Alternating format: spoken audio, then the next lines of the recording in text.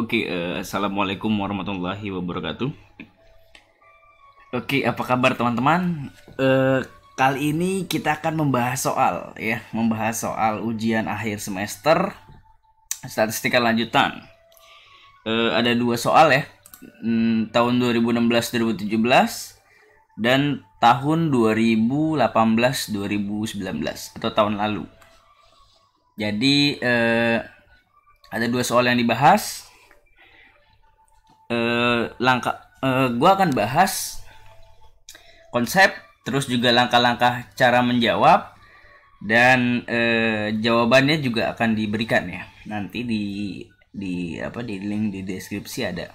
Nah, jadi sebelumnya gue terima kasih banyak untuk yang sudah menyaksikan kelas asistensi hingga saat ini ya. Bagi di kelas statistika lanjutan, terima kasih banyak teman-teman semua, baik yang di kelas Ibu Ruri maupun di kelas yang lain. Terima kasih banyak ya. Dan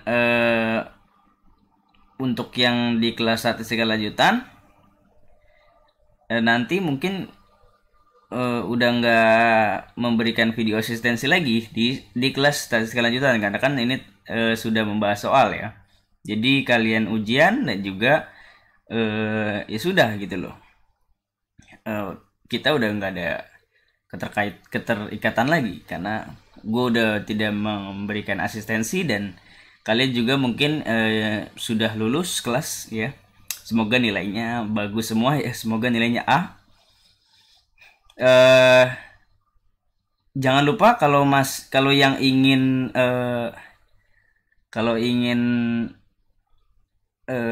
menonton video-video gue yang lain ke depannya, ya jangan lupa di subscribe gitu ya di videonya. Kalau enggak juga nggak apa-apa, jadi terserah ya. Kalau yang ingin aja jangan lupa, karena ke depannya channel gue juga bakal untuk edukasi, terus juga mungkin di semester depan akan menjadi asisten dosen lagi gitu. Oke. Untuk mungkin pengantar ekonometrika masih ya. Kalau statistika lanjutan kayaknya nggak tahu nih lanjut atau enggak. Nanti juga mau mengajukan ke cross section panel data. Ekonometrika lanjutan lah istilahnya gitu ya. Oke, udah basa-basinya kita mulai aja. Di tahun 2016-2017 dia punya dia punya PG ya, pilihan ganda, dan juga ada esai. Nah, jadi beruntunglah kalian bagi yang angkatan 2018 itu sudah tidak ada angkatan 2018 dan 2019 itu sudah tidak ada pilihan ganda. Tapi nggak apa-apa, kita bahas aja. Yang pertama, other things being equal, the greater the standard error of the slope coefficient, the bla bla bla. Apa nih? Kalau misalnya semakin besar standar errornya, standar error dari koefisien, maka apa yang terjadi? Nah, jawabannya tentu adalah semakin kecil t-value of the slope coefficient. T-test. Kenapa? Karena t-test ya. Ini konsep sedikit aja biar cepet ya. Kan t-test itu apa? T-test itu kan adalah parameter ya. Beta cap dikurang beta 0. Beta 0 ini bukan beta 0 parameter, bukan, tapi beta hipotesis ya, dibagi standar error dari beta. Nah, semakin besar nilai standar errornya, maka kan dia berhubungan terbalik dengan t-test. Jadi semakin besar standar error, maka akan semakin kecil t-test. Gampang. Lanjut. Which of the following statistics is not constructed on the ranks of the data? Nah, kita udah belajar di non-parametric test bahwa Mann-Whitney U-test, atau dia juga sama, atau dia merupakan nama lain dari Wilcoxon ya. Wilcoxon rank sum test kalau nggak salah ya. Jadi dia Wilcoxon, jadi dia pakai rank jelas. Wilcoxon sign rank test sudah jelas ada namanya, ada ranknya. Spearman rank correlation, kita bahkan langsung mengurangkan difference dari rank. Kruskal-Wallis udah jelas kita pakai rank walaupun di pool. Nah, jadi yang tidak menggunakan rank adalah sign test. Oke. Jelas. Nomor 3, to construct the current 30-day moving average of the stock price, kalau kita mau mengkonstruksi moving average 30-day moving average terbaru dari stock price, maka kita pakai apa? Jadi kita pakai yang terbaru dong, most recent 30 days of the stock price, bukan yang first, udah jelas, atau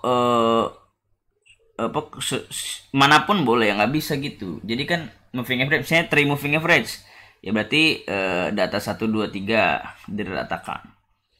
Nah gitu maksudnya, dan seterusnya. Jadi yang terbaru, oke? Itu maksudnya ya. Ini harusnya udah jelas. Lalu, which of the following is non-parametric counterpart of the t-test to compare the means of two independent population? Nah, ini maksudnya nih. Kruskal-Wallis, apa namanya? Wilcoxon rank sum test itu bisa disebut dengan Mann-Whitney U-test. Jadi, kalau versi non-parametric dari t-test untuk membandingkan two independent population, maka jawabannya Mann-Whitney U-test. Lanjut, if the sales for a company exhibit constant growth over time. Jadi growth-nya ini konstan. Oke. Maka metode yang terbaik adalah apa? Ya A, a linear time trend.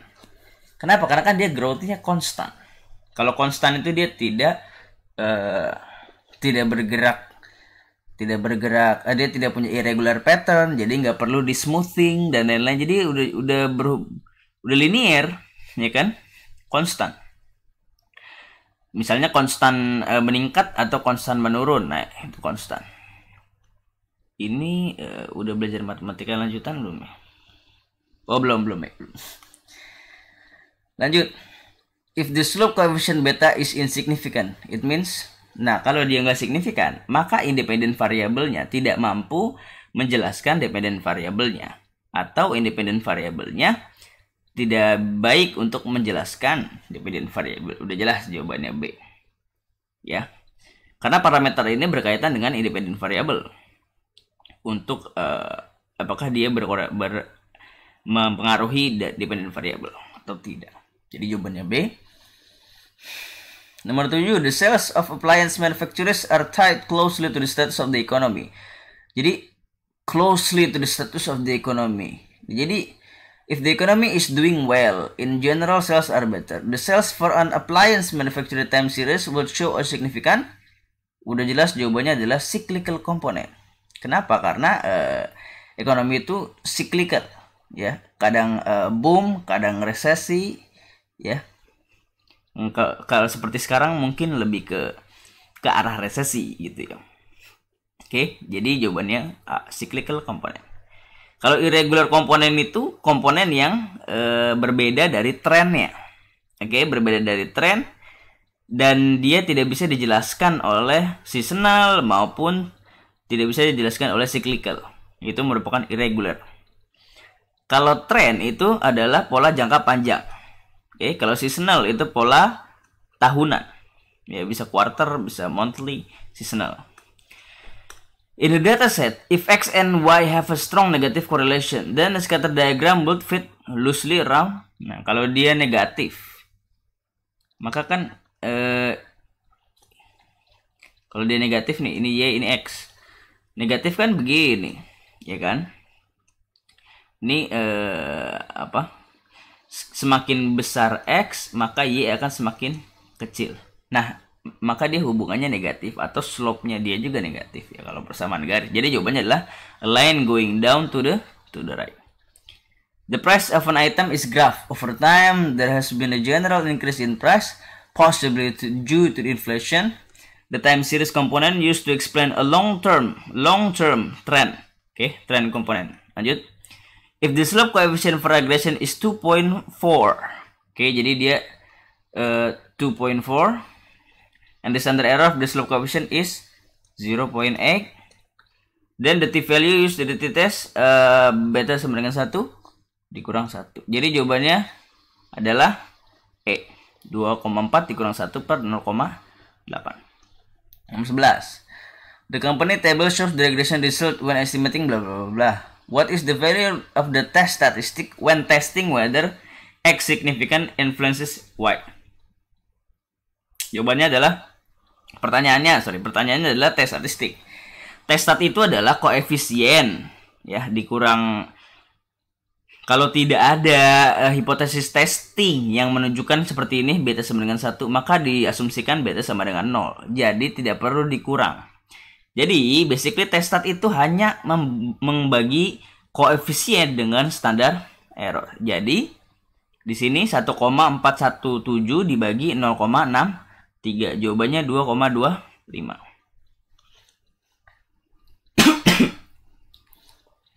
Which of the following is another name of non-parametric statistic? Nama lain dari non-parametric statistik itu adalah distribution free statistic. Oke? Ya, itu gampang lah. A component of the time series model that result in the multi-period above trend and below trend behavior of a time series. Jadi dia di atas ataupun di bawah trend. Nah, itu merupakan yang dinamakan irregular component. Tadi udah dibahas ya. Nah, ini seru. A current company want to predict the annual operating cost of its cars using both the number of kilometers, bla bla bla. Dia punya daminya itu seperti ini ya, X2, X3 dan X4. Dia punya 4 dami, 1 2 3 4. Tapi yang dipasang di model itu cuma 3. Kenapa? Supaya menghindari dami variable trap. Ingat D minus 1. Kalau daminya 4, maka dipasang sebagai model independent variable dia hanya 3. Nah, jadi Y sama dengan beta 0 plus beta 1 X2 plus beta 2. Ulang.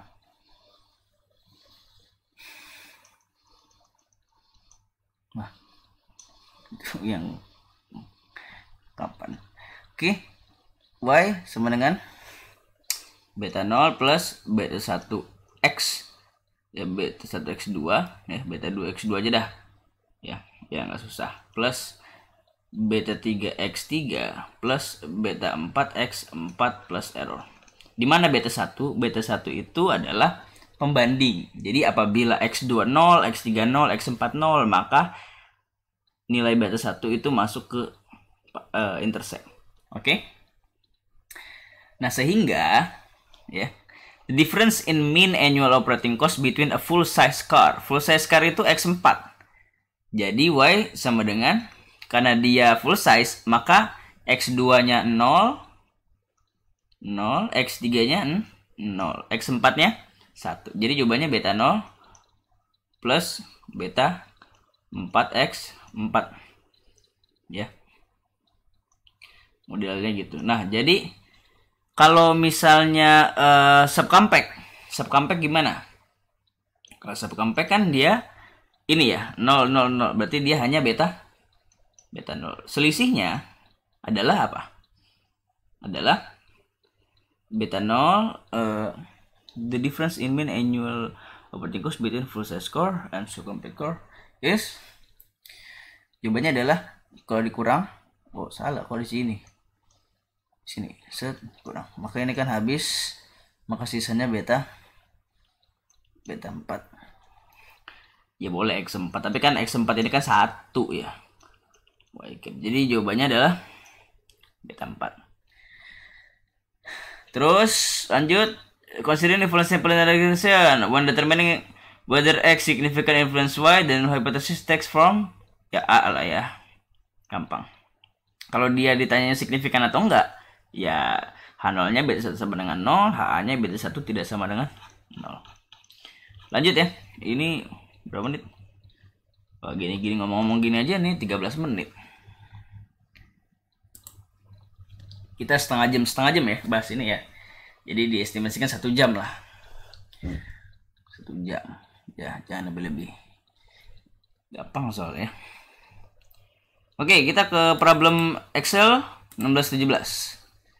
A firm want to know whether there is a relationship between employees' scores of a certain test and their productivities in a unit terus of time data from 10 employees. Jadi kita punya data test score, kita punya data productivity dari 10 employees. Jadi N-nya 10. Bisa nggak sih sini? Bentar ya.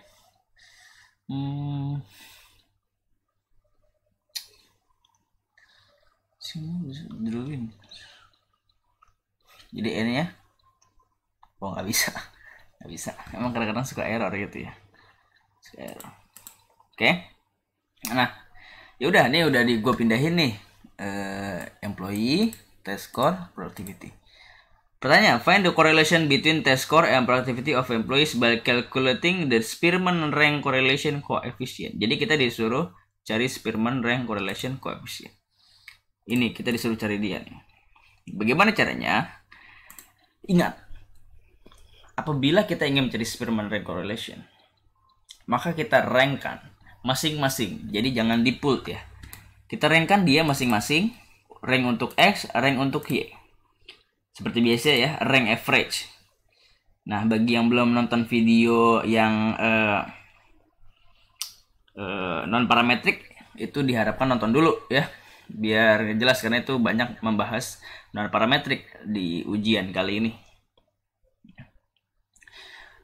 Terus jadi udah kita rank nih test score, terus juga kita rank. Ingat, kalau misalnya ada yang sama, maka ranknya menjadi average. Kadang-kadang udah menurun average. Caranya gimana? Oke, kita ulang lagi sekali lagi ya. Sama dengan rank dot avg buka kurung, kita klik di beta 2, terus titik koma, ya kita blok segini, titik koma lagi. Jangan lupa dikasih dolar ya, terus titik koma 1 itu ordernya ascendant ataupun nilai dari terkecil ke terbesar. Jadi ranking 1 itu untuk nilai terkecil. Oke. Nah, jadilah seperti ini. Ini juga sama, tinggal ditarik. Nah, habis itu kita cari difference D. Jadi kita cari difference in rank antara X dan Y. Lalu kita cek ya, harusnya jumlahnya itu 0. Kenapa 0? Karena ini ranknya 10, ini juga 10. Jadi kalau dikurangi pasti hasilnya 0. Sama-sama 10. Jumlahnya juga sama. Kalau dikurangi hasilnya sama, 0. Nah, tapi yang mau kita analisis adalah D kuadrat. Jadi kita kuadratkan. Ya, kita kuadratkan. Terus kita jumlah. Ya, kita jumlah.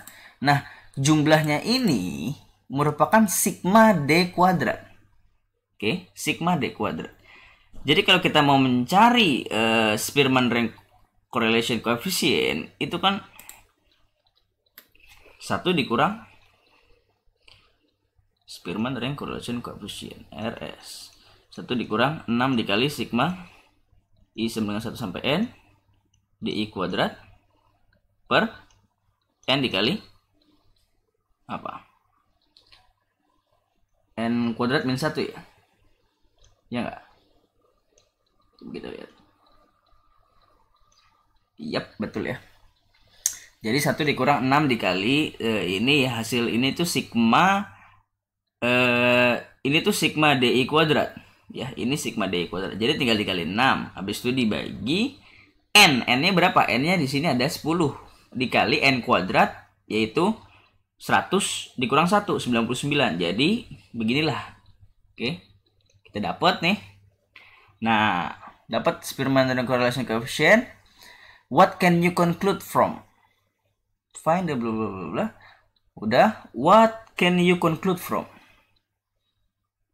Ini 16 17. Bagaimana kita bisa conclude? Ya tadi yang kedua ya.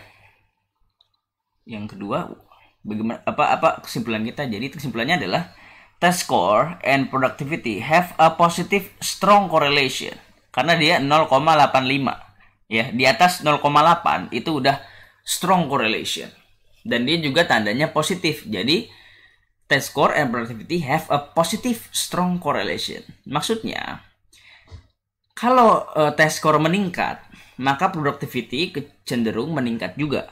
Oke, itu karena dia memiliki arah yang sama-sama meningkat, sama-sama positif. Oke, ketika dia meningkat, maka productivity juga meningkat. Dan sebaliknya juga, ketika test score menurun, maka productivity menurun. Kecenderungan, ya. Karena ini hanya analisis korelasi. Terus,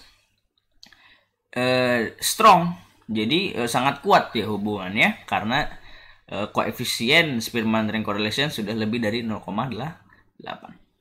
Nomor 3, lanjut. Nomor 3, test the answer you get from 2 to know whether the observed relationship is real or due to chance. Nah, bagaimana cara kita melakukan tes statistik? Nah, yang pertama, kita lihat apakah berapa jumlah observasi. Di sini jumlah observasinya 10. Nah, kalau 10, itu kita bisa pakai normal distribution, ya, approachment from normal distribution, atau bisa bandingin aja langsung dengan tabel, ya, Spearman correlation tabel yang ada di buku. Tapi di sini gue contohkan itu normal approximation. Nah, bagaimana caranya? Kan kita tahu ya, untuk mendapatkan Z statistik itu tinggal Spearman correlation dikali akar dalam kurung n-1. Oke. Nah, n-nya di sini kan 10. Dikurang 1 berapa? 9. Akar kuadrat dari 9 3. Jadi basically tinggal Spearman dikali 3. Oke. Jadi beginilah Z-nya. Nah, bagaimana cara menentukan Z statnya? Ya, Z statnya dapat gampang.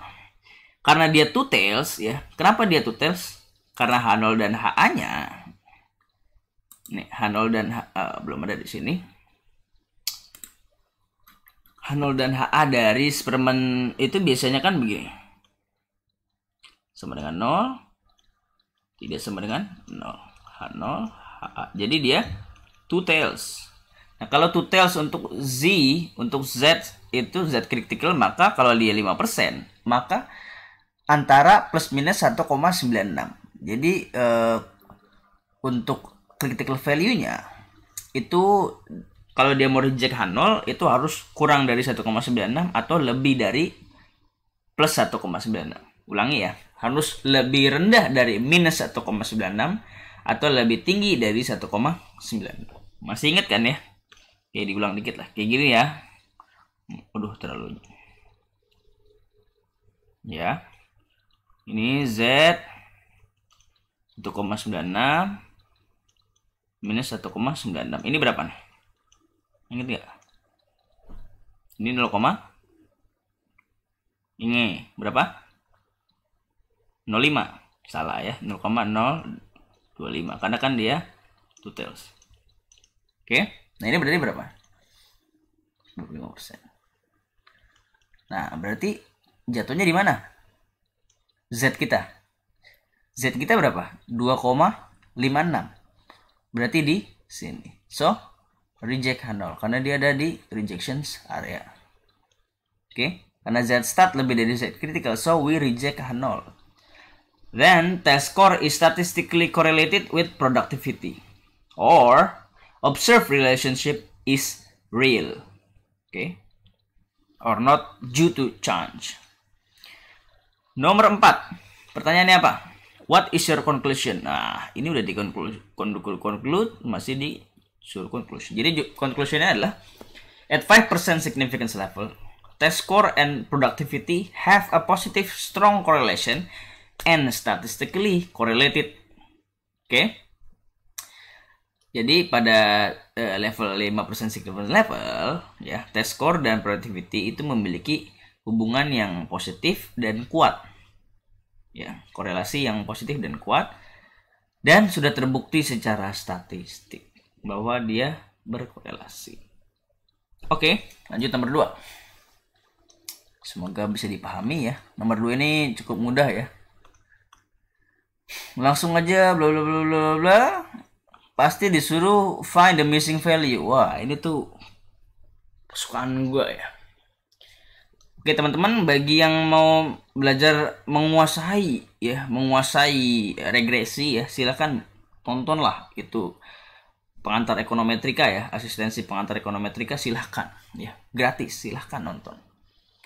Kalian akan menguasai dan di luar kepala regresi-regresi seperti ini, dan pasti bermanfaat, at least untuk skripsi, at least. Oke. Tapi by the way itu masih pengantar, dan kalian juga ini masih statistik kelanjutan bahkan ya. sebelum pengantar ekonometri ya. Tapi kalau di zaman sekarang ini kan nggak perlu menunggu nanti ya pada waktunya. Jadi kalian bisa belajar apapun. Misalnya kalian mau belajar coding juga bisa sekarang. Mau pakai aplikasi R juga bisa. Oke, by the way nanti gue juga mau akan bikin tutorial untuk R. Ya gue bisa lah dikit-dikit gitu ya. Ya semoga juga tertarik ya.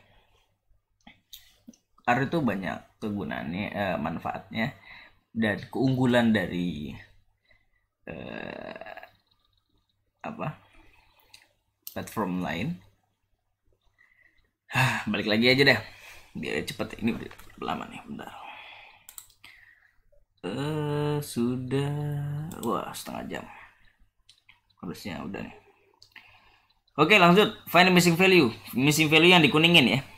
Nah ini kan yang kosong ini residu, ini df dari residu ya, tinggal dikurangin aja gitu loh.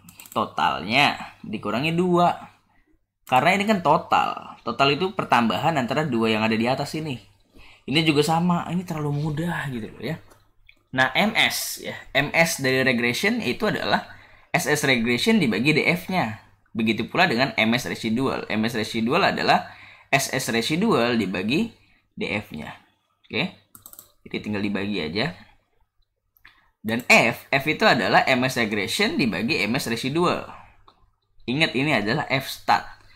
Untuk p value dari F itu di sini, yaitu udah 0,0000. Untuk nyari test stat ya, test stat itu kan mudah, yaitu temperatur dibagi standard error.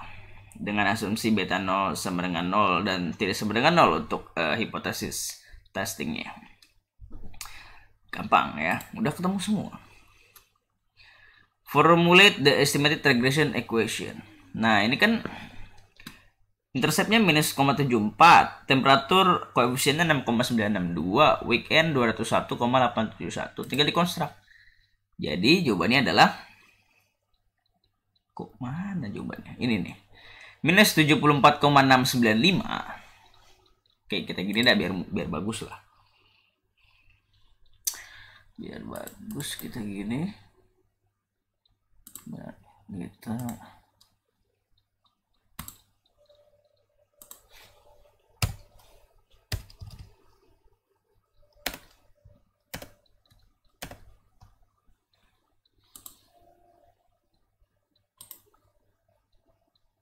gini dah biar terpisah gitu ya. Ya by the way ini gue bikin sendiri ya jawabannya ya, jadi tidak nggak penting amat sih. Ya iyalah gue bikin sendiri. Terus apa nih? Oke, ini lihat sini. Minus 74,695 plus 6,962 temperatur. Temperatur sebagai X1. Oke. Plus 201,871 weekend. Dimana weekend ini adalah dummy. Ya kan? Plus error, jangan lupa. Dan ini merupakan data time series. Karena dia 30 days. Jadi data time series. Jadi dia T ya, customers T bla bla bla gitu ya. C apa nih? Interpret the temperature coefficient. Temperatur 6,962. Lihat sini temperatur dalam degree Fahrenheit. Jadi if the temperature increase by 1 degree Fahrenheit, number of customer increase by 6.962. Oke. Lihat sini number of customer itu kan ya orang gitu ya. Jadi nggak mungkin sebenarnya ini 6,9. Masa orang 6,9? Nah, ya udah diaproksimasi aja jadi 7. Jangan lupa di setiap interpretasi itu jangan lupa ceteris paribus atau variabel lain dianggap konstan. Yang kedua R square. R square itu begini cara interpretasinya. The variation or sample variations of dependent variable. Jadi variasi dari dependent variable mampu dijelaskan oleh independent variable atau mampu dijelaskan oleh model sebanyak, dijadiin persen nih R square-nya, 92,2%. Oke, kalau agak kurang ngerti diulang-ulang aja ya. Gitu cara interpretasi R square seperti yang sudah dijelaskan di simple linear regression, di inference regression ya, video-video sebelum-sebelumnya. Semoga sudah paham. Lanjut aja, at 5% significance level. Specify the null and alternative hypothesis to know whether temperature and weekend are jointly significant. Jadi apakah beta 1 sama dengan beta 2 sama dengan 0 atau not all parameter equal to 0. Oke. Kita disuruh null and alternative doang. Yang kedua tes. Ya tesnya pakai F-test. Oke, ANOVA F-test. Bisa pakai F statistik atau langsung aja pakai probability dari F. Reject if probability dari F kurang dari alpha. Nah, di sini itu kan probability dari F-nya 0,0000. Alfanya 0,05. Udah jelas reject. So, karena dia reject, so not all parameter equal to 0, then the independent variable is jointly significant at 5% significant level. Oke? Ya, bisa kita lanjut ya. Kita lanjut. Yang D. Emang yang D sih. Maksudnya yang ketiga. Specify the null and alternative hypothesis to know whether weekend individually significant in explaining customers. Nah, sekarang individually. Weekend. Weekend itu gua taruh di beta berat. Ini kan beta 0 intercept ya. Temperatur beta 1, jadi weekend beta 2. Jadi apakah beta 2 itu sama dengan 0 atau beta 2 tidak sama dengan 0? Konstruknya seperti ini. Lalu yang keempat, test your hypothesis whether we can individually significant in explaining customer. Ya udah, boleh pakai test stat, boleh pakai p-value. Kalau test stat bandingin dengan t-tabel atau 1,96 atau pakai rule of thumb bandingin dia dengan 2. Apabila test stat lebih dari t-tabel, reject 0, maka dia signifikan. Sebaliknya, apabila p-value kurang dari alpha, maka dia signifikan juga. Jadi kalau test stat harus lebih dari t-tabel, kalau p-value harus kurang dari alpha. Oke, karena dia berkebalikan ya. Di sumbu T dan juga alpha atau type 1 error. Nah, udah dijelaskan ya, di simple linear regression. Ya semoga bermanfaat ya. Maksudnya semoga sudah ditonton lah. Gampang ya. Kalau udah paham tuh gampang. Jadi cepet. Problem 3. Oh udah 3. Wah. Lihat sini aja langsung tabel. Old fertilizer, new fertilizer. Nah, pasti dia ini dependent. Ya, jadi dia sampel dari tanah yang sama, tapi yang satu itu pakai fertilizer yang lama, yang satu pakai fertilizer yang baru. Jadi kita pakai apa?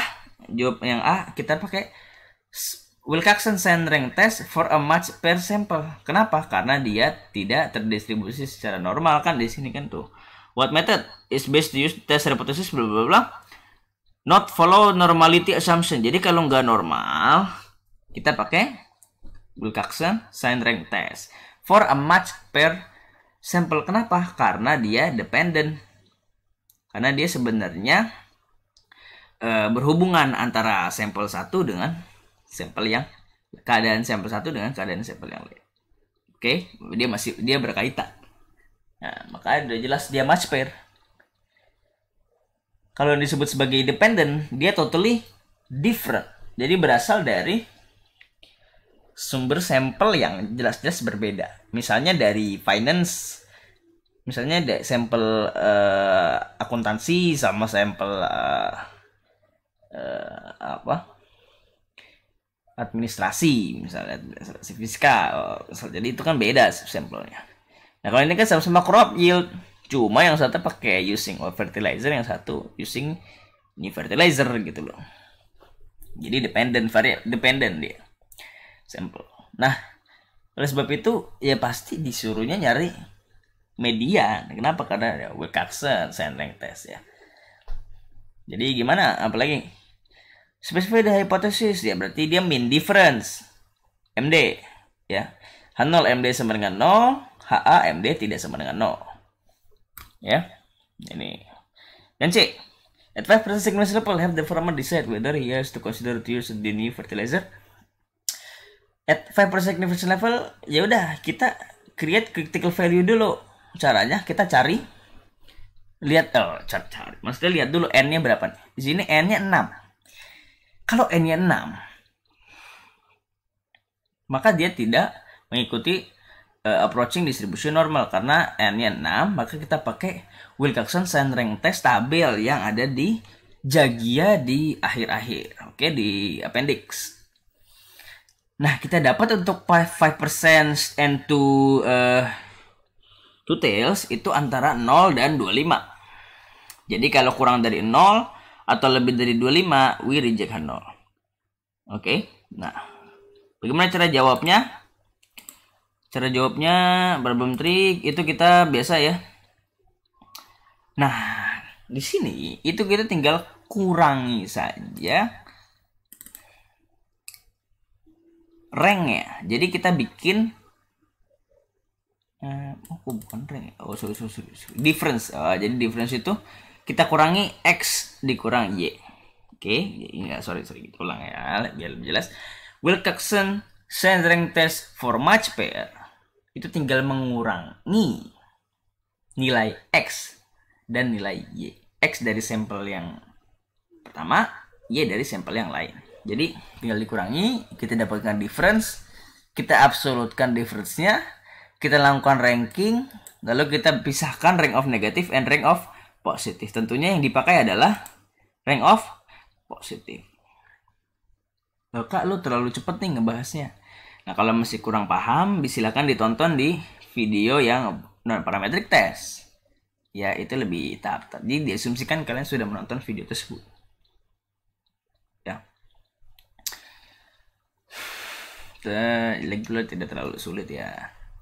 Ya, ini juga udah dekat ujian, harusnya kalian sudah paham. Nah, apalagi? Jadi ini sama seperti Wilcoxon, seperti biasa ya, Wilcoxon Sand Rank Test. Ya memang Wilcoxon Sand Rank Test, tapi ini kan ya untuk match pair. Ya, yang pertama itu kan Wilcoxon Sand Rank Test itu dikurangi dengan hipotesis, ya median hipotesis. Tapi kalau di sini dikurangi dengan Y atau sampel yang lain. Bedanya itu.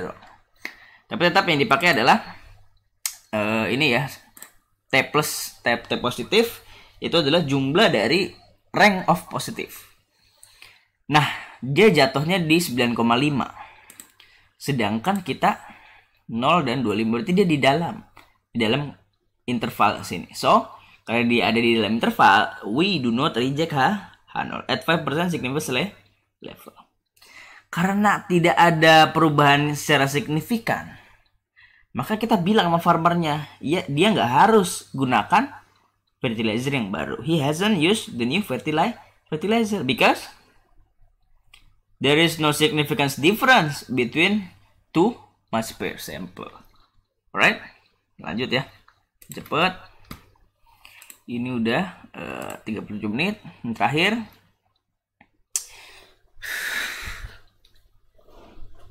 bentar.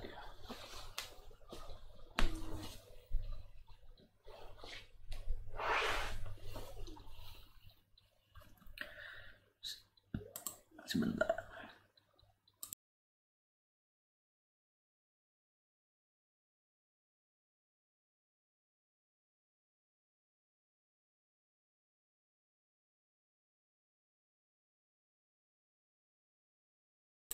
Oke, lanjut ya. Tadi minum sebentar. Lanjut problem 4. Nah, waduh. Siapa nih yang masih bingung nih dengan forecasting dengan time series? Ayo. Nah, kita lihat sini. A financial consultant was given the monthly return data on 20 years treasury bonds from 2010 to 2014. Nah, jadi bukan ini ada 20 tahun, tapi ini adalah treasury bonds yang 20 tahun. Jadi kalau obligasi itu ada yang 30 tahun, ada yang 10 tahun, atau di ini 20 tahun ya di Amerika ya. Kalau di Indonesia kayaknya nggak ada yang 20 tahun ya. Adanya 30, 10 tahun kayaknya nggak ada ya. 5 tahun, mungkin 3 atau 5 tahun ada. Jadi ada long term bonds. Wah, ngapain bahas itu? lanjut ngapain bahas itu ya. Nanti ya kalau ekonomi moneter ada asisten, gue daftar lah. Nggak ada ya, ekonomi moneter itu tidak menerima asistensi, tidak pakai asistensi. Yeah, I suggest you to learn about monetary economics. Lanjut, jadi ini data 20 years treasury bonds. Nah, datanya itu dari tahun 2010 sampai 2014, tapi monthly. Jadi bulan Januari sampai bulan Desember. He has request to estimate the linear trend model and the seasonally adjusted series. He has already calculated ratio to moving average. Jadi dia udah dapat ratio to moving average, coy. Dia udah dapat ratio to moving average. Dia habis itu mau diapain lagi? Nah, yang pertama, as a student of FPWI, you are asked to help him in computing the adjusted index for the 12 months.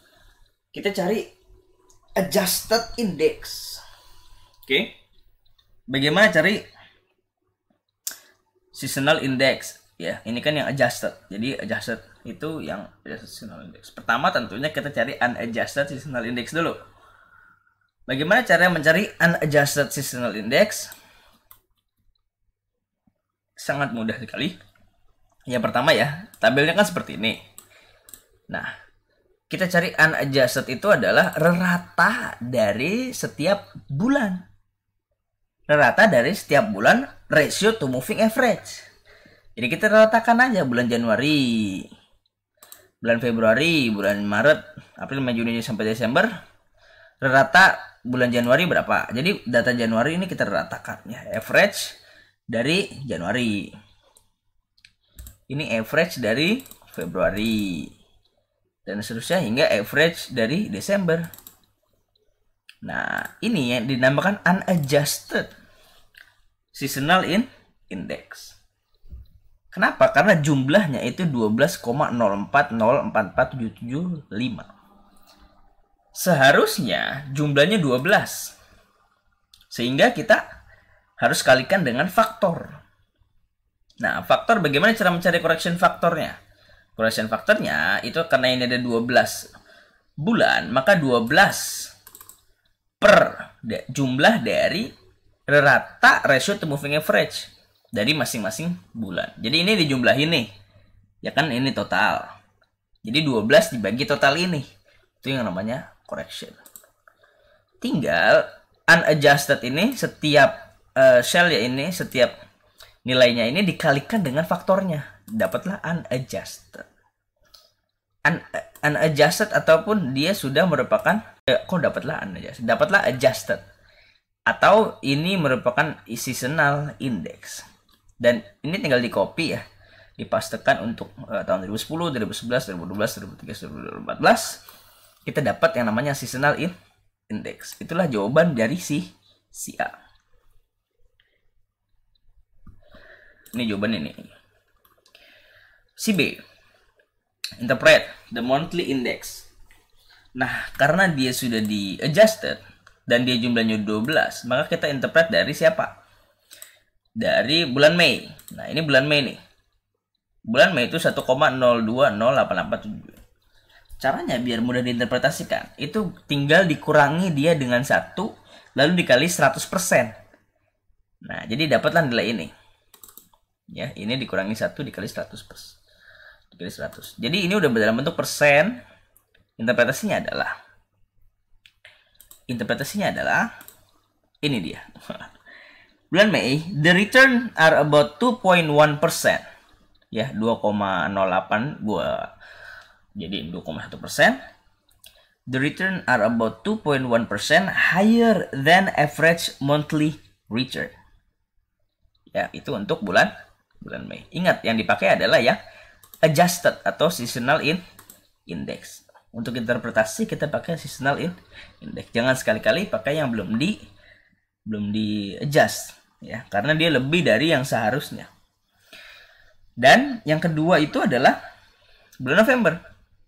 Seperti biasa ini nilainya kita kurangi dengan 1 lalu dikali 100%. Interpretasinya, the return are about 2% lower karena kan minus. Kalau ini positif jadi higher, kalau negatif jadi lower than average monthly return.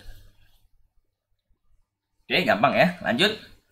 Biar gak lama-lama, ini udah 45 menit. Tambah 45 menit jadi 1,5 jam kalau gitu. Ya semoga bisa lebih cepat ya. Karena ini cuma bahas soal ya. Nanti juga dikasih jawaban ini. Terus C. Nah, dia sudah mendapatkan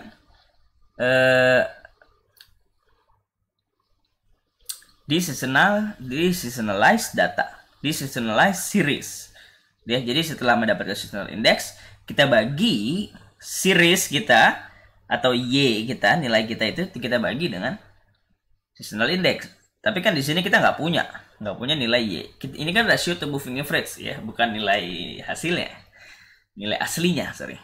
Nah, tapi di sini diasumsikan sudah ada, terus dia sudah regresikan, dapatlah T sama dengan 5,160547 dikurang 0,022228 T. Pertanyaannya,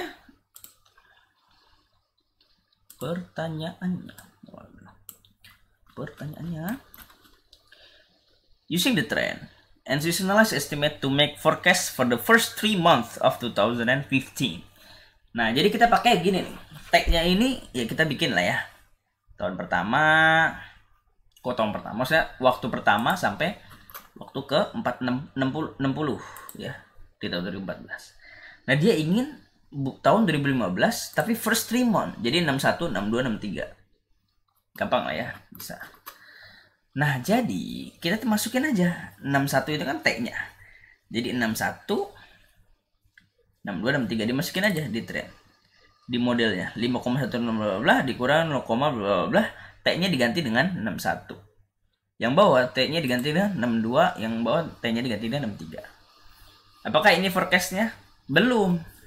Itu baru tren. Kalau kita mau forecast, kita harus kalikan dia dengan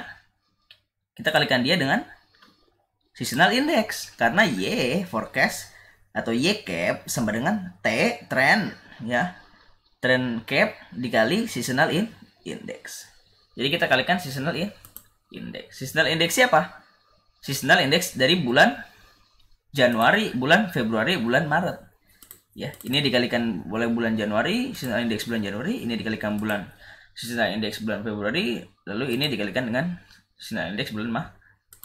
Ya, ini dikalikan seasonal index Januari karena dia ada di Januari, ini Februari, ini Maret, lalu dapatlah itu adalah hasil forecastnya.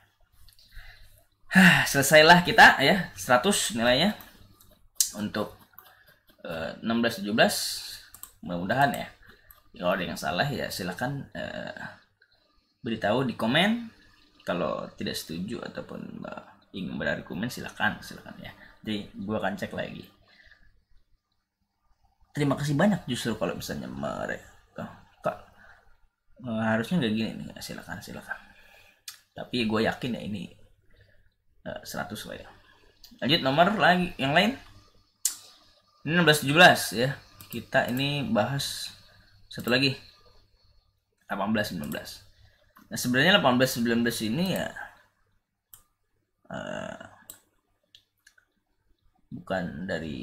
bukan semuanya dari jawaban gue ya, jadi ada dari jawaban asisten yang lain, tapi ya mari kita bahas aja. Kalian juga udah mungkin udah dapat kali ya jawabannya. Oke, mari. Pertama, dia punya 3 populasi. Ternyata dia itu non normal. Sudah pasti dia apa nih? Iya, pasti dia. Dan parametrik namanya apa? Betul ya, Kruskal-Wallis. Kruskal-Wallis sudah jelas. Karena dia lebih dari 2 populasi. Kalau 2 populasi itu bisa pakai Wilcoxon. Ya, ada yang sum test atau sign rank test kalau dia match pair. Pokoknya harus di luar kepala ya. Non parametrik di luar kepala tuh enak. Kalau dia Kruskal-Wallis, pasti dia Ranknya ini kan kita pull, lihat tuh, ranknya di pull. Lalu kita dapetin apa? Dapetin R kuadrat per n, ya kan? Dapetin sum of R kuadrat per n, dapetin nilai statistiknya, tes statistiknya, ya kan? Bandingin dengan chi-square dengan df-nya k-1. Di sini k-nya ada berapa? K-nya ada 3. Jadi df-nya berapa? 3 minus 1, df-nya 2. Mari. Ya, lanjut. Pertama.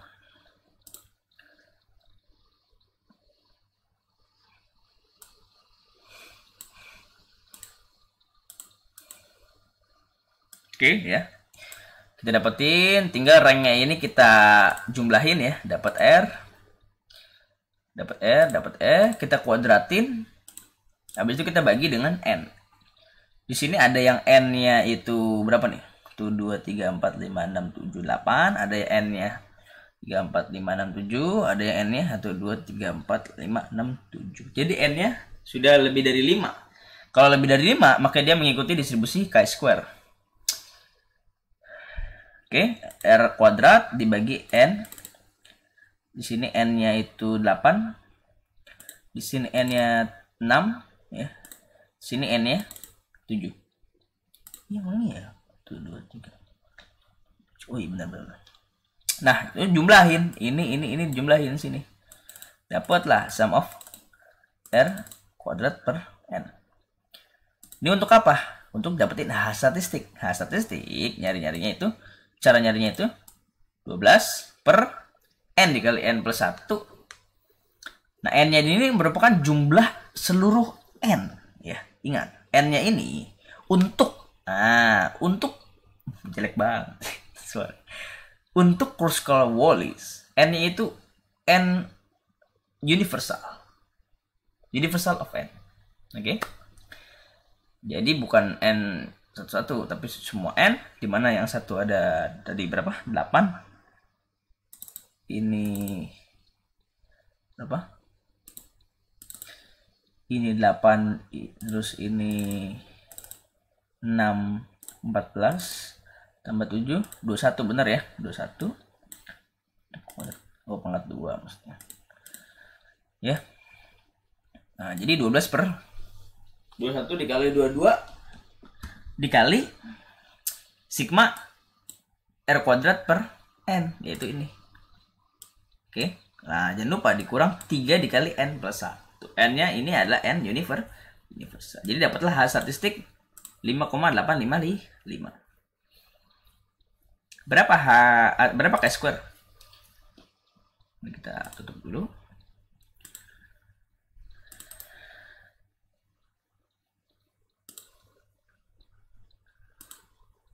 Sebelumnya state the null and alternative hypothesis ya. Begini ya. Median 1, median 2, median 3. Not all the median are equal. What sort of statistical method? Pakai statistiknya yang digunakan itu apa? Kruskal-Wallis test. Karena distribusi populasi tidak normal serta tujuannya untuk menguji sama atau tidaknya median dari 3 populasi. Yang C. What is the critical value? Karena dia N lebih dari 5, ya. Masing-masingnya itu lebih dari 5, maka kita pakai chi-square. Oke. Kalau ada satu aja yang kurang dari 5, ya kita lihat di tabel. Mungkin di buku ada atau di ujian ada, di lembar ujian.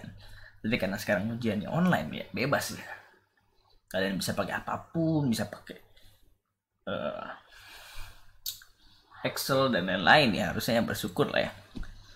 Bahkan mungkin ada non parametric kalkulator nih di Google gitu. Kan tinggal pilih misalnya pakai Spearman, pakai apa gitu. Ya. Makanya dipersiapkan aja ya. Tapi jangan lupa ya. Nah, nanti di akhir video nanti gue mau kasih tahu.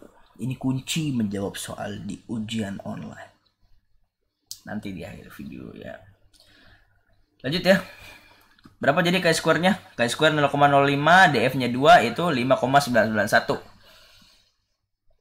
Jadi kalau dia mau reject H0 dia harus lebih dari 5,991. Tapi H-statnya 5,855. So we do not reject H0 karena H-stat kurang dari chi-square. Lalu according your answer, what should the government do with the training materials? Karena apa? Karena terbukti secara statistik bahwa tidak ada perbedaan skor pengetahuan awal yang signifikan tentang stunting ya antar kelompok.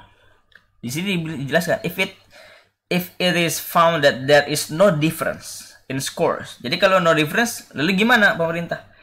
The government of Indonesia will provide similar material of each group. Jadi inilah yang harus dilakukan oleh government of Indonesia, yaitu mempersiapkan materi pelatihan yang sama untuk setiap kelompok. By the way, gue jawab soal ini campur-campur ya, kadang Indonesia kan bahasa Inggris, ya tinggal ditranslatein aja ya. Karena ya yang penting kontennya, yang penting kan intinya apa gitu ya kan. Kalau bahasa Inggris bahasa Indonesia ya gampang lah ya. Sorry juga ya, ini karena gue lupa ya, tadinya pakai soal yang bahasa Indonesia tapi ternyata kan soalnya ternyata kan kelas bahasa Inggris ya, lupa. Lanjut aja problem 2. Selesai, ini gampang ya. Problem 2, dia punya match score, punya static score. Pertanyaannya low scatter plot, pasti dia Spearman rank correlation. Udah jelas. Kalau Spearman rank correlation, balik lagi dong ke Excel. Nah, ini dia Spearman correlation. Jadi kita dapetin langsung kurangi ranknya. Jadi kita bikin rank dari masing-masing rank dari X, rank dari Y. Kita cari rank ya, difference in rank. Terus cari D kuadrat. Nah, D kuadrat ini yang kita pakai untuk mendapatkan apa? Untuk mendapatkan Spearman rank koefisien, yaitu 1 dikurang 6 dikali sigma DI kuadrat. Nah, ini kan sigma DI kuadrat. Ini kan DI kuadrat, dijumlahin semua jadi ini sigma DI kuadrat. Jadi 1 dikurang 6 dikali sigma DI kuadrat. Kita udah punya nilai ini. 1 dikurang 6 dikali ini. Tinggal N. N-nya berapa? Ini ada 14. Jadi dia mengikuti distribusi normal. Jadi kita pakai Z. Oke. 14 dikali 14 kuadrat dikurang 1. Dapatlah Spearman-nya segini 0,52727. Pertanyaannya apa? Karena udah nih Spearman rank. Terus interpret, jangan lupa diinterpret ya. Interpret. Lucu juga interpret. Baik. Row terdapat pada Excel itu tadi 0,52727. Jadi match score and statistic score have a positive rather moderate relationship. Jadi dia positif, tapi moderate hubungannya. Maksudnya tuh tidak ekstrim hubungan lemah atau hubungan yang kuat. Jadi dia hubungan yang biasa-biasa aja gitu ya. Biasanya yang biasa-biasa aja yang lama ya hubungan. Udah semakin malam gitu ya. C. Coba lo bayangin ya, gue ngomong sendiri ini lagi rekaman gitu, ngomong sendiri ya kan ya, gue berharap ya ada yang mendengarkan ya, jadi ya walaupun di saat yang berbeda tapi nyampe lah pesannya gitu loh, bercanda-bercanda gue gitu yang gue harapkan dari awal kelas gitu ya. Tiba-tiba belum direkam dong. Kirain kurang ajar kalau belum direkam. Lanjut ya. C. Specify computing hypothesis, gampang. Ini H0HA-nya ya, seperti biasa ya. Advanced process critical value. Dia pakai Spearman pakai Z karena dia N-nya 14. Oke, pakai Z. So Z untuk two tails 0,025 maka nilainya 1,96. 5% kan? Jadi plus minus 1,96. Reject if Z stat kurang dari minus 1,96 atau lebih dari 1,96. Terus are math and statistic scores correlated?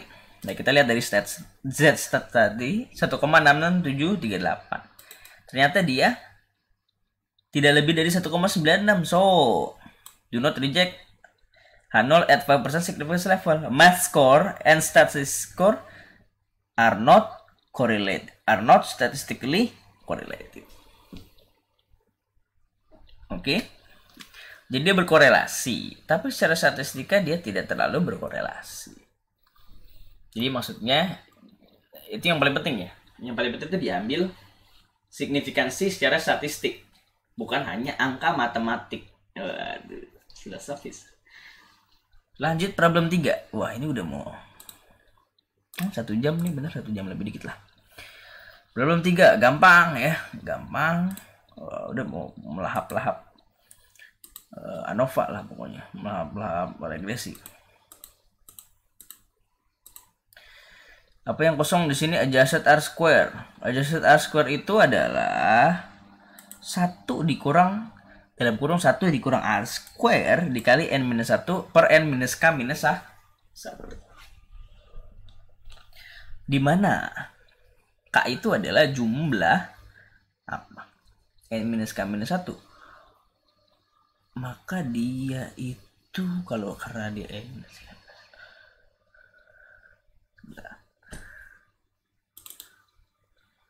35 dikurang 3. K-nya ini termasuk. Oh iya benar ya. Jadi K-nya itu adalah independent variable, jumlah independent variable termasuk intercept atau termasuk beta 0 ya.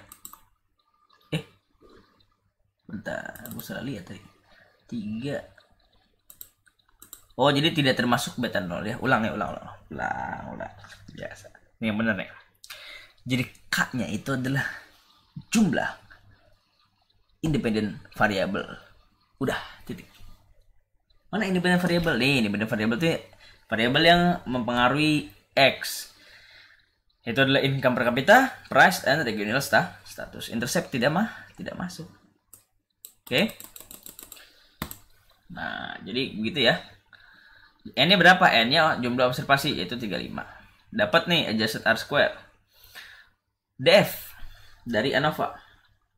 Ya, DF yang pertama ini K ya. K itu jumlah independent variable. Jumlah variabel. Ada berapa jumlahnya? 3. Terus residual ini N minus K minus 1 yaitu 31.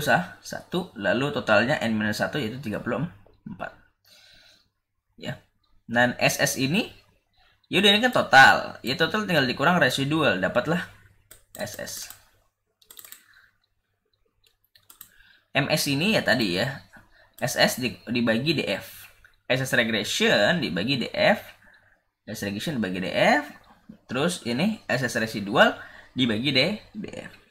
F statistik adalah MS regression dibagi MS residual. Terus ini p-value-nya. Testat itu gampang ya. Ini tinggal dibagi aja koefisien dibagi standard error. Ya, jadilah testat. Jadi ini dibagi ini di sini, ini dibagi ini di sini, ini dibagi ini di sini, ini dibagi ini di sini. Mantap. Dapatlah semua ya. Find the missing value. Udah. B, formulate the estimate regression equation. Ya, mari kita formulate. Ini yang mana nih? Yang nomor 4. Problem 3. Oh, problem 3 ya. Find the missing value in the table udah. Oh, B nih. 0,1534. Ini kan sebagai beta 0. Jadi consumption beras per kapita per minggu sama dengan 0,1534 plus 0,1399 income per kapita minus 0,0066 price dikurang 0,2424 kotak ya, karena satunya itu kan kotak. Regional status di sini city itu 1. Jadi di sini kotak.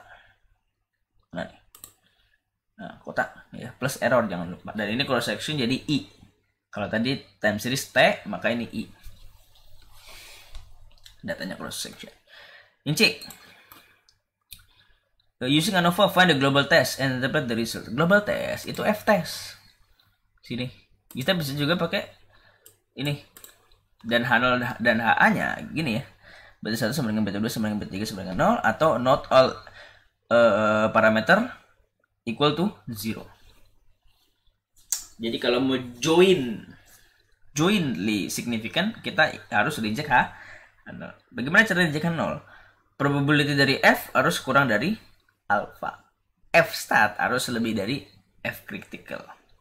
Nah, karena probability dari F itu kurang dari alpha, maka kita reject H0. Karena reject H0, maka independent variable are jointly significant at 5% significance level. D. Using 5%, are those independent variable are significant? Iya, ya tadi. Oh, ini enggak, ini masing-masing. Ya udah, kita pakai p-value aja gitu ya. Bisa pakai t-stat ya, yang tadi udah dihitung. Tapi kita pakai p-value untuk lebih mudah. Kalau dia mau signifikan, p-value harus kurang dari alpha. Alfanya adalah 5%. Ada yang nanya misalnya, Kak, ini kan 2 tails. Kenapa nggak dibagi 2 p-value-nya? Jawabannya adalah tidak usah. Karena di stata ataupun di regresi di Excel itu sudah mengasumsikan kita 2 tails. Jadi p-value-nya langsung saja dibandingkan dengan 5%. Tidak usah dibandingkan dengan 5% dibagi 2. Dan itu sudah terbukti. Tidak ada yang berani mendebati saya. Oh, tentu saja. Untuk hal ini. Sombong sekali Anda. Aduh. Enggak ya, gue udah pernah buat klarifikasi. Kenapa? Karena banyak yang salah paham ya. Ada yang alfanya dibagi 2, tapi tidak perlu ya. Gue sudah buat video, tapi di pengantar ekonometrika. Jadi sampai anak ekonometrika aja itu masih ada yang keliru. Jadi udah bandingin aja dengan 5% ya. Oke, di sini income per kapita 0,000, dia kurang dari 5%. Nah, kalau kurang dari 5%, reject 0. Maka dia signifikan. Price di sini lebih dari 5%, maka dia tidak signifikan atau insignificant. Regional status karena dia kurang dari 5%, so dia signifikan. Lanjut. Interpretasi. Income per kapita koefisien. Nah, pertama, kalian harus lihat income per kapita per apa? Per juta rupiah. Jadi, begini interpretasinya. Apabila income per kapita bertambah 1 juta, karena kan dia unitnya dalam juta, jadi 1 juta. Maka rata-rata konsumsi beras per kapita meningkat sebanyak koefisiennya. Koefisien dari income per kapita itu 0,1399. Ingat, consumption itu dalam kilogram per kapita per week. Jadi, apabila income per kapita bertambah 1 juta per bulan, ya, berarti kan 1 juta per bulan atau per tahun? Oh, per tahun. Pendapatan per kapita bertambah 1 juta per tahun. Maka rata-rata konsumsi beras per kapita meningkat sebanyak 0,1399 per minggu per kapita. Saya tulis Paribus. Yang kedua, regional status. Karena dia menemukan dummy, yaitu city kabupaten itu 0, regency itu kabupaten. Jadi karena dia juga koefisiennya negatif. Jadi untuk kota itu, kalau regensi itu lebih banyak ya, karena kan kota itu misalnya D1 itu minus, nilai dari Y-nya itu negatif atau mengurangi Y. Jadi kota itu konsumsi per kapita dari berasnya lebih sedikit dari kabupaten. Ya. Karena kan kalau dia 0, minus ini tidak mengurangi. Tapi kalau D1 minus ini jadi mengurangi. Lihat modelnya lagi di sini nih. Ya, logikain modelnya. Jadi, interpretasinya adalah kabupaten memiliki rata-rata konsumsi beras per kapita per minggu yang lebih banyak 0,2424 ketimbang kota. Saya tulis Paribus. Atau sebaliknya, kota memiliki rata-rata konsumsi beras per kapita per minggu yang lebih sedikit 0,2424 kg ketimbang kabupaten. Saya tulis Paribus. F. What is the average rice consumption per capita in a week? Ini Kebumen Regency. Jadi ini kabupaten. Kalau kabupaten, regional status masuk gak? Enggak ya, karena kan yang kabupaten 0. Jadi tinggal dikalikan 0, hilang. 0 tuh. Dan jadi dia pendapatan per kapita 8 juta. Jadi dikali 8, harganya 9.000 ya. Ini kan dalam tahun, jadi dikali 9. Terus udah ini dikurang 0. Jadi jawabannya adalah konsumsi per kapita per minggunya 1,2132 kg. Itu ya, gampang ya. Dan jangan lupa, misalnya ada pertanyaan, kok di sini price-nya ini masih dihitung dalam perhitungan, padahal di sini nggak signifikan. Nah, gimana? Jadi maksudnya nggak signifikan itu ya memang dalam statistik dia pengaruhnya kecil. Lihat sini, ini pengaruhnya cuma minus 0,0. Terlalu bersemangat nih. Jadi pengaruhnya cuma 0,0066, kecil banget.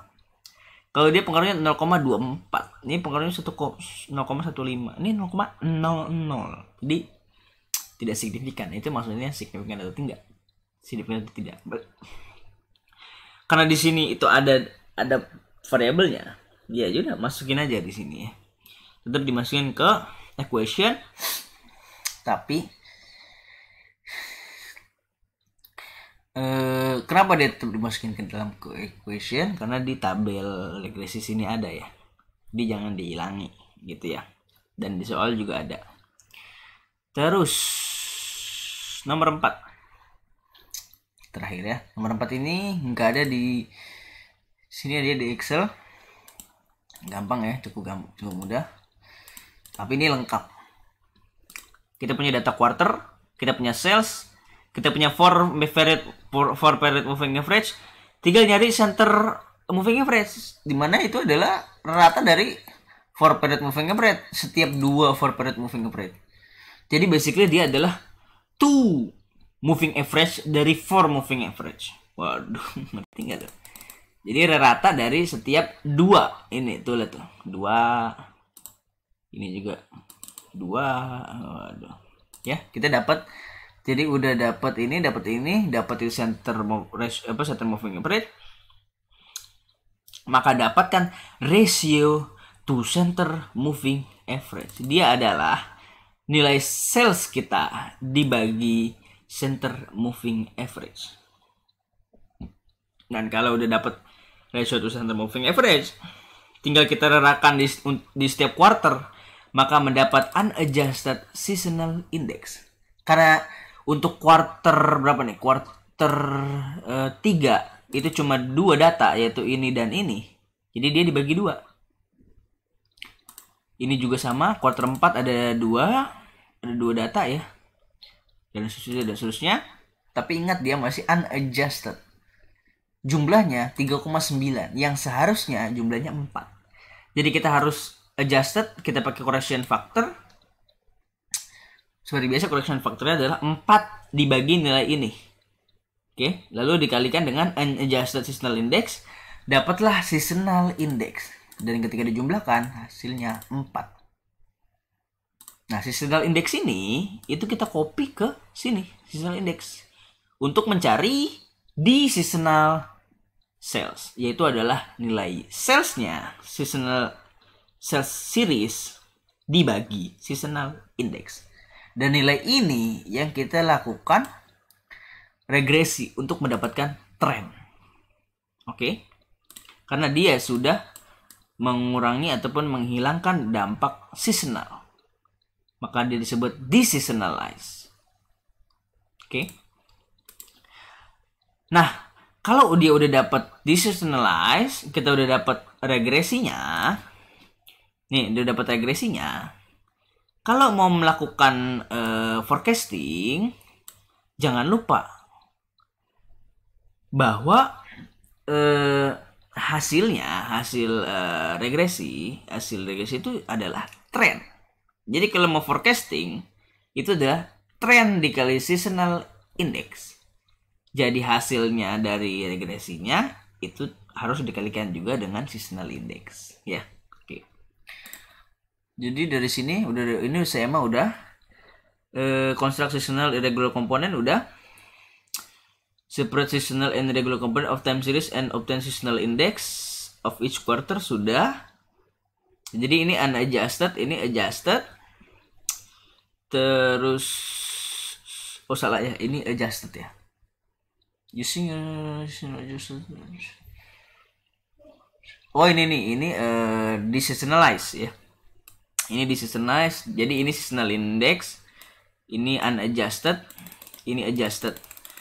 Ini deseasonalize. Terus habis itu dilakukan regresi. Ya, dari ini kita regresi data ini.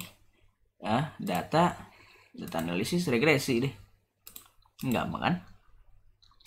Ini dengan waktu ya, dengan T. Oke. Nah, jadi T-nya ada berapa nih? T-nya tuh ya 1, 2, 3, 4, 5, 6, 7, 8 dan seterusnya ya. Nah, jadi the result of linear trend bla bla bla bla. What is the sales revenue in million rupiah for the third and fourth quarter in 2019? Third and fourth quarter of 2019. Jadi 3 dan 4. Ditanya forecasting. Yaudah, kita masukin dulu di trend. Di sini nih 15 16 masukin di sini. Oke, kita masukin ini. Kita dapetin tren dulu ya. T-cap itu adalah sama dengan beta 0 ya, beta 0 beta 0 beta 0 37,1034 ditambah ini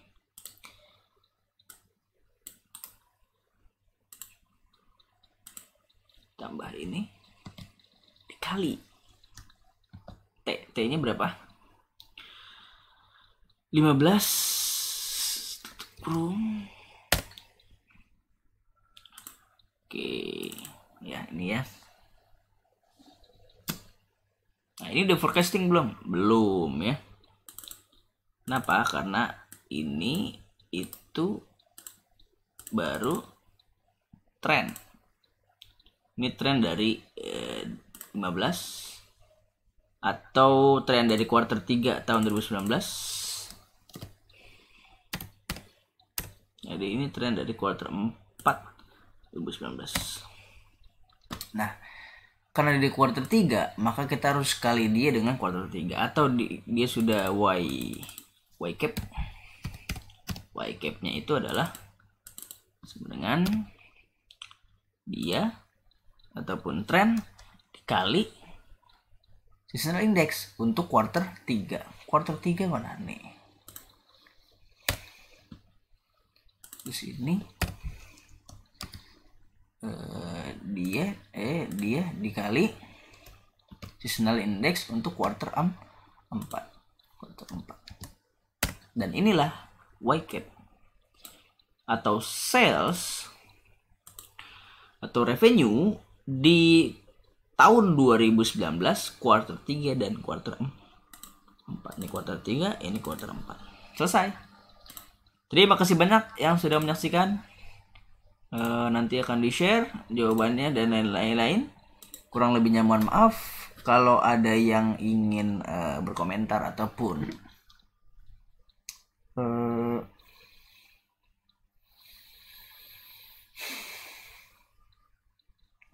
misalnya kayaknya gak gitu deh atau gimana, silakan saja ya. Itu saja ya. Ini udah 1 jam lebih. Terima kasih banyak. Oh iya, terakhir nih, karena mudah untuk mengerjakan ujian secara online, maka jangan sekali-kali Anda hanya menyajikan datanya aja. Jadi kayak gini nih, ini menyajikan data nih tadi di Excel gitu ya. Jadi misalnya kita cuma nyajiin data aja ini, tapi jangan lupa kata-katanya ya, interpretasiin kata-kata. Jadi jangan cuma nyajiin data aja, bilang bahwa berdasarkan tren dan juga seasonal index, maka forecasting di tahun 2019, revenue di tahun 2019 quarter 3 itu ini, quarter 4 itu ini. Gitu ya. Jadi yang paling penting itu interpretasi, jangan cuma perhitungannya aja. Oke? Itu kunci untuk ujian online. Jadi jangan kaget kalau sepertinya perhitungan sudah benar tapi kok nilainya kurang maksimal. Itu karena kalian hanya ngitung-ngitung aja tapi nggak berguna istilahnya gitu, karena nggak ada bunyinya, nggak ada interpretasinya. Itu aja. Terima kasih banyak yang sudah menyaksikan dari awal statistika lanjutan hingga sekarang. Yang ingin subscribe ya silakan ya. Nanti kedepannya mungkin akan masih membahas tentang statistika tapi dengan topik yang lain tentunya. Yang jelas ini channel tentang edukasi ya, channel edukasi. Terima kasih banyak. Kalau ada pertanyaan silakan di YouTube komen atau di PC aja. Udah malam, gua agak ngantuk. PC Di line ya. Terima kasih banyak. Assalamualaikum warahmatullahi wabarakatuh.